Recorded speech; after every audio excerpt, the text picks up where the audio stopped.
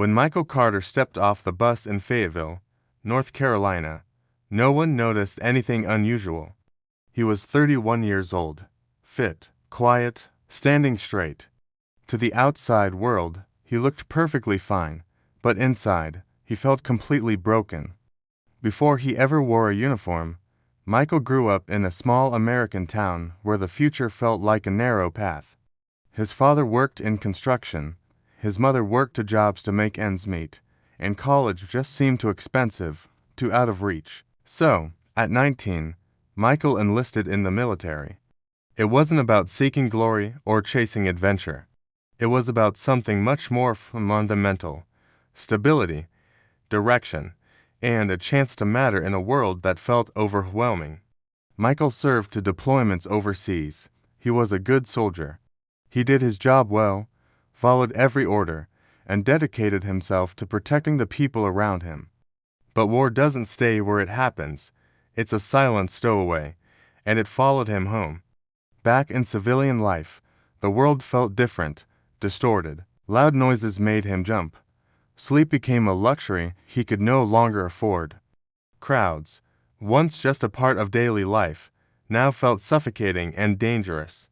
And worst of all, a relentless guilt began to creep into the quiet moments. Guilt for surviving when others didn't. Guilt for the memories seared into his mind. And a deep, unspoken guilt for feeling weak when everyone expected him to be strong. Home, and just didn't feel like home anymore. His friends, meaning well, wanted to hear war stories. His family just wanted to see him smile. But Michael could give them neither. He drifted through warehouse jobs, often quitting without any explanation, pulling further and further into himself. He built walls around his heart, thinking that silence was a form of strength, a way to protect himself and everyone else from the turmoil inside. The nights were the hardest, when the silence of his small apartment would be shattered by the noise in his head. His mind would replay moments he desperately wished he could forget, over and over, like a film stuck on a loop. He never talked about it. He thought bearing it alone was what a soldier was supposed to do. One cold winter night, things reached their lowest point.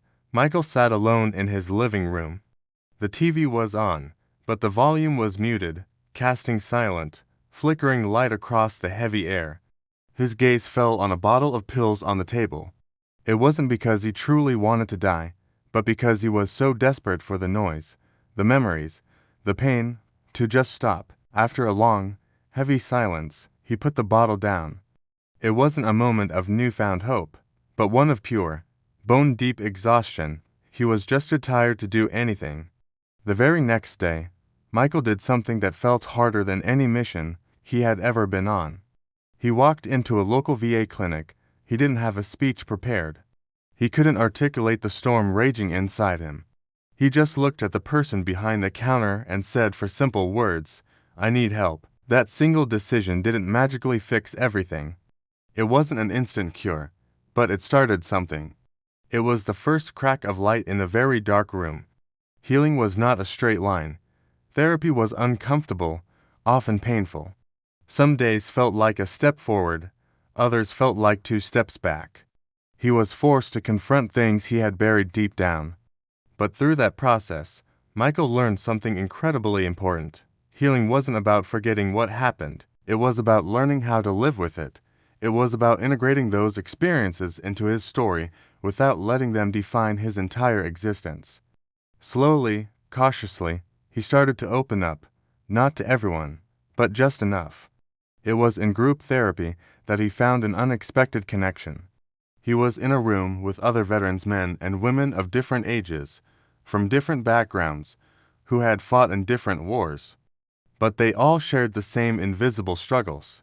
One day, a man in the group quietly said, "I just feel useless now." That one sentence hit Michael like a physical blow, because it was the exact word he had been feeling for years. Useless. And that's when Michael noticed something powerful happening right there in that room. The veterans felt better when they were helping each other. Just by listening, by sharing a piece of their own story, by offering a nod of understanding, a simple connection that said, "I get it." You're not alone. A small idea began to form in his mind. What if this feeling of connection didn't have to stop when the therapy session ended? So, Michael started organizing small, informal meetups. Nothing fancy. Just a few guys getting together at coffee shops, local parks, or in the back of a community room. There was no pressure, no agenda, no speeches.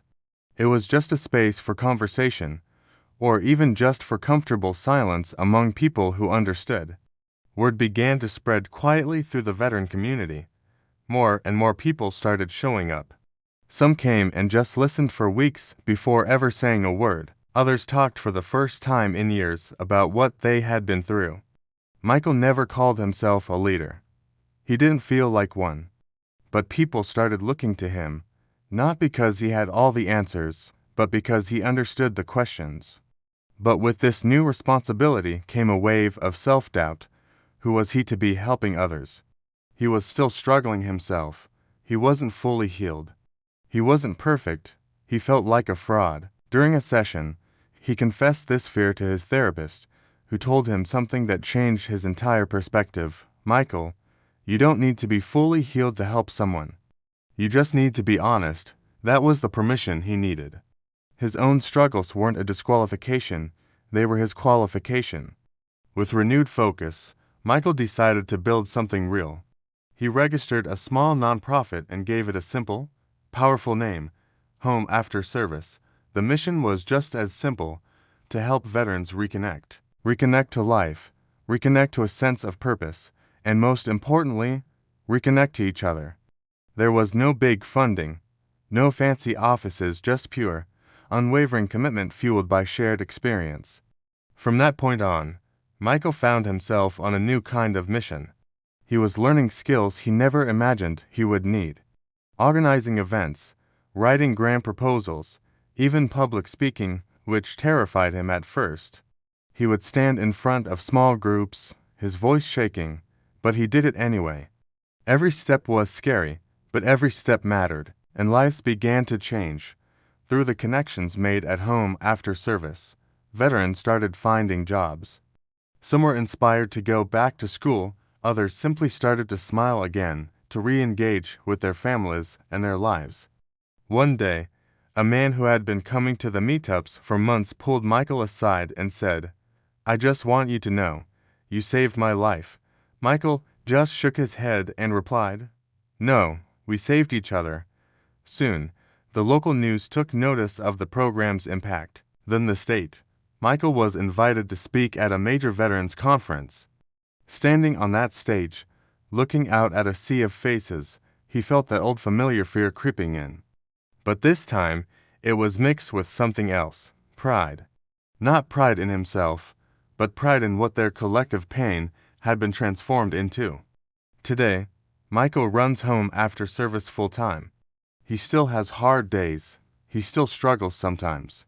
The ghosts of the past haven't vanished completely, but he no longer feels useless. He wakes up every single morning with a clear purpose. He took the heaviest pain of his life and turned it into a new form of service. Michael's story is a powerful reminder for all of us. Strength isn't about never falling. It's about asking for help when you're down. It shows us that the process of healing can lead you to your greatest purpose. And that sometimes, the best way to heal yourself is by helping others. So, if you're out there carrying invisible wounds, if you feel lost after a period of hardship, remember Michael's journey. Remember that your pain does not disqualify you from a meaningful life. In fact, it might just be the thing that prepares you for it. Thanks for watching.